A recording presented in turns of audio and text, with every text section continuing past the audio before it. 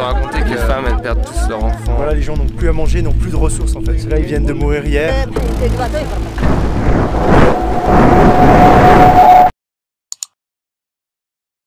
Il y a à peine 48 heures, j'ai reçu un coup de fil de Jérôme Jarre qui a vu la vidéo sur l'Irak. Il a beaucoup aimé, mais surtout il m'a proposé de venir en Somalie pour pouvoir montrer ce qui se passe. C'était pas du tout prévu. Évidemment, j'ai accepté, j'ai arrêté tout ce que je faisais et là, je m'apprête à prendre le premier avion pour rejoindre Jérôme. Jérôme s'est fait connaître sur internet par des vines et des snaps remplis d'humour et d'extrême bonne humeur. Depuis 2 ans, il organise des missions humanitaires grâce à son audience. Il a notamment soutenu des projets aux Philippines, au Sénégal ou encore en Colombie, où ils ont installé des lumières solaires.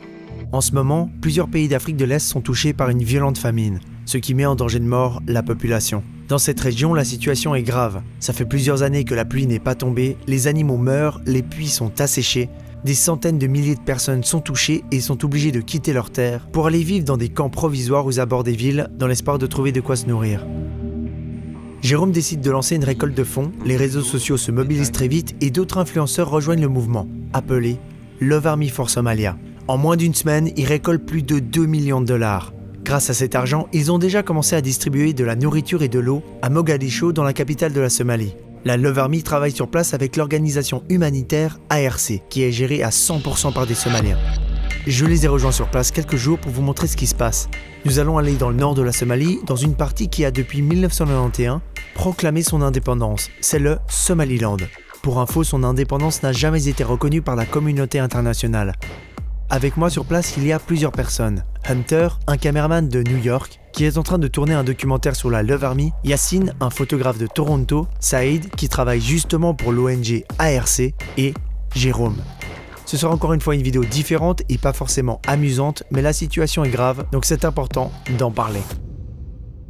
Il y a un truc qui est super important, qu'il faut bien préciser, c'est que même on prétend pas qu'on va résoudre quoi que ce soit.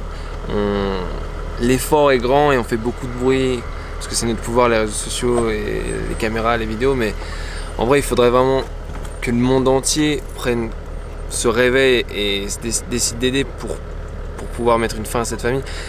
Dans les prochaines semaines, dans les prochains mois, c'est des centaines de milliers de personnes qui risquent de mourir et on essaie juste de faire le maximum, mais c'est important de préciser que l'impact qu'on a sur place, il est tout petit par rapport aux besoins qu'il y a. Toutes ces tentes que vous voyez derrière moi appartiennent à ces personnes-là, qui sont en fait venues ici, qui ont marché plusieurs jours, plusieurs kilomètres dans le désert, pour s'installer près d'une petite ville, une toute petite ville, là-bas, dans l'espoir de trouver de la nourriture et de l'eau et de l'aide médicale. Donc elles sont ici, elles sont installées avec ces petites tentes de fortune. Certains nous ont dit que dès que la pluie, elle retombe, dès que la pluie arrive, ils vont retourner chez eux. Le problème, c'est que cette attente peut encore durer longtemps et que personne ne sait quand il pleuvra suffisamment. Et pendant ce temps, ces gens ils restent là dans ces camps extrêmement précaires, sans nourriture et sans aide médicale, où la situation peut s'empirer très rapidement.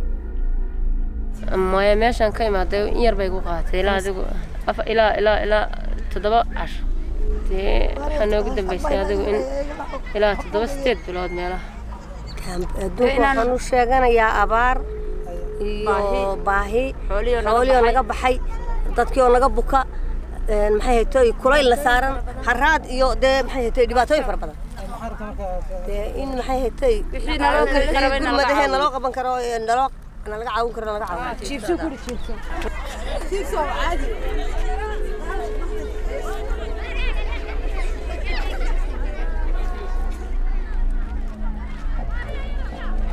Comme vous l'avez pu le voir, simplement, elle vient de me montrer que c'est chez elle.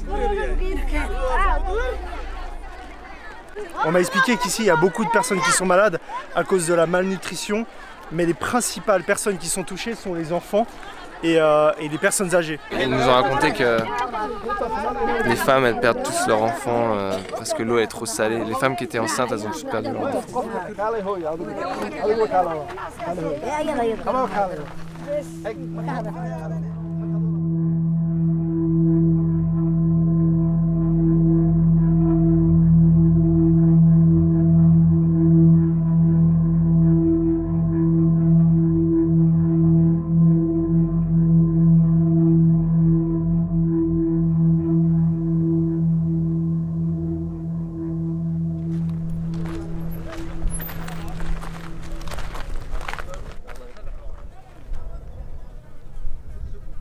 This is so sad to see.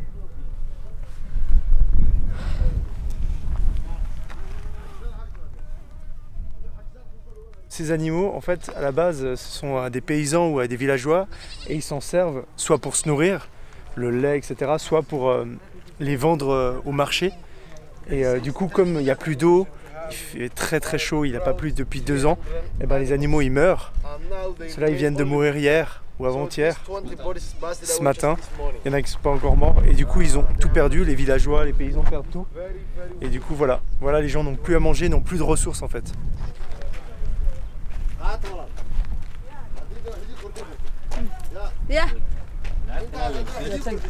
Ils viennent d'arriver à destination, c'est là qu'ils marchaient pour arriver là. Il y a un building là-bas où il y a un puits où il y a de l'eau en fait. Donc ils ont marché 24 heures pour arriver ici. On a l'air plus inquiet pour eux que tu vois ce que je veux dire. C'est parce qu'en fait c'est là qu'ils marchaient pour arriver là. Donc là ils vont s'établir, ils vont vivre ici.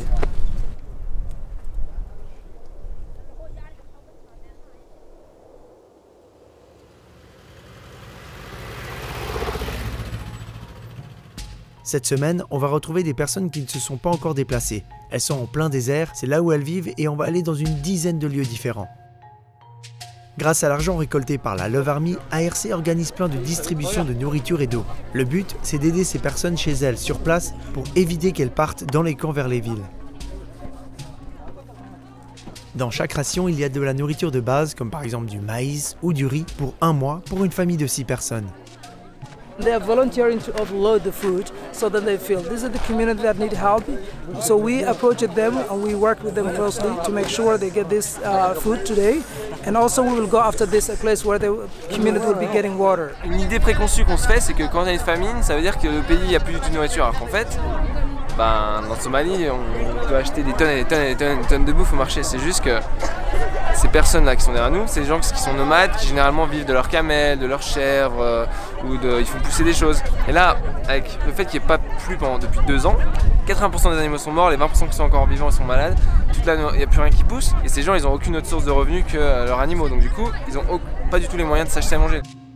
Il y a aussi des camions d'eau qui contiennent eux 10 000 litres chacun et partent remplir les puits complètement asséchés. L'eau est potable et elle provient du pays. Regarde à quel point il n'y a plus 1 litre d'eau dans la réservoir. Au total, la semaine durant le tournage de cette vidéo, les camions ont déjà amené 180 tonnes de nourriture et 1,8 million de litres d'eau.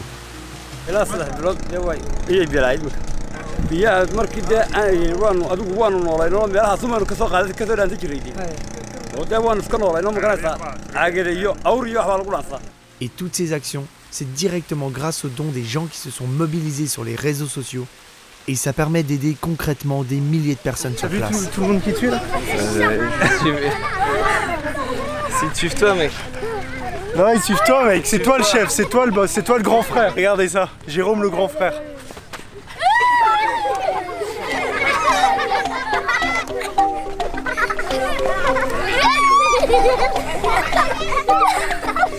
Ils sont très vifs.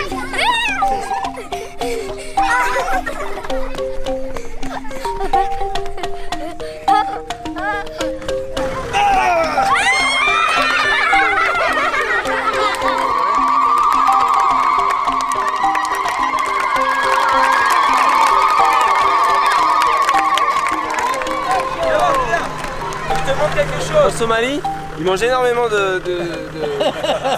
ils mangent énormément de salade, c'est super bon. Il paraît que ça te met de bonne humeur. Bon, c'est un truc qui te défonce un petit peu. C'est légal ici. Voilà, c'est illégal aux États-Unis, illégal dans pas mal de pays. Je sais pas si c'est légal en France. C'est pas du cat. Et ils sont assez friands de ça ici. Tu sais pas où ça a été? Justine, c'est pas grand chose. C'est le début d'une vidéo complètement différente.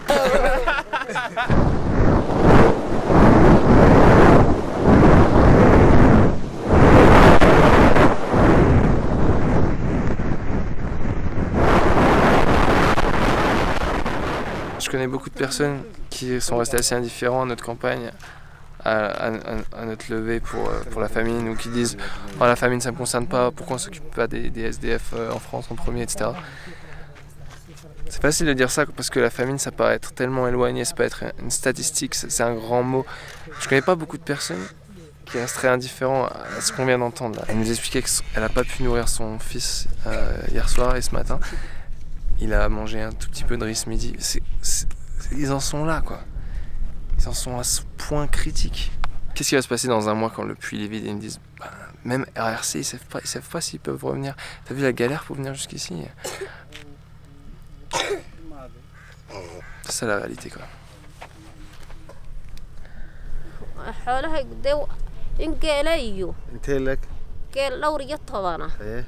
ayuu ahaa dabeetana waa ka fadhiya halka fadhiya qaar way dhinteeno hore u dhinteeno waxna way sii daadanay midhadh yar halka joogo midhadhaba joog maxaad filaysaa khayr.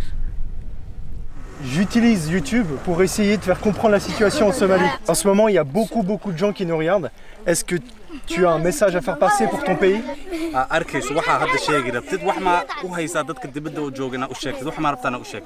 abaartan maanta arlada ka dhacday ee aad iyo aad u saameysay damaatadiina halka waran tahay baan oran lahayn macaawino degdeg ah la soo gaaro intaasan sheegi lahayn. He said there's a big drought that is going on in Somaliland, in the area that they're living, and please can you hurry with the help.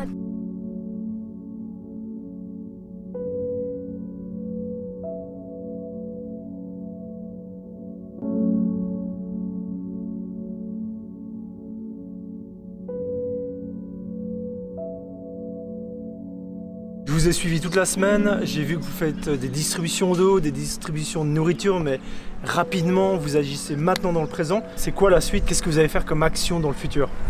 First of all, we would like to continue helping these people until there's enough rain and then also enough food. What you have seen is an emergency situation. People need water, food, and that is what we need.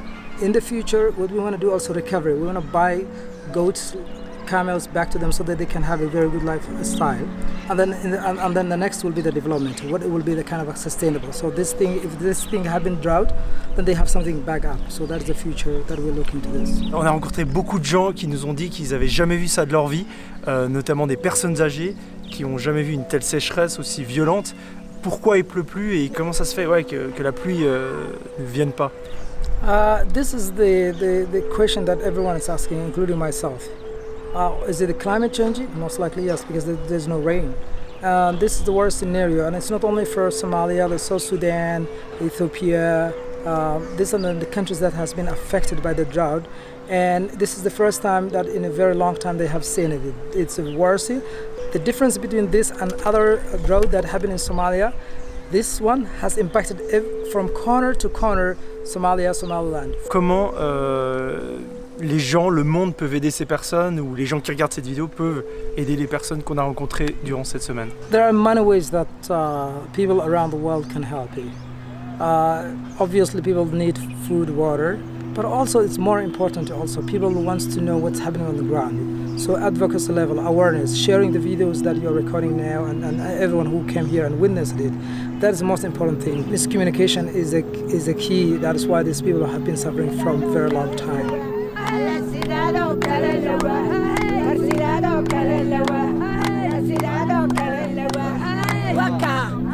فريدة ونايرة كركالوتو